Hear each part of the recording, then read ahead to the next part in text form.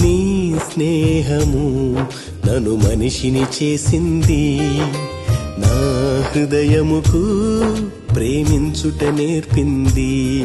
విలువైన రక్తము నా కొరకు ధారపోసి నిలువెల్ల నలిగితివా ఈ ఘోర పాపి కొరకు. దోషములన్నీ కడిగి నాలో జీవం నింపితివి.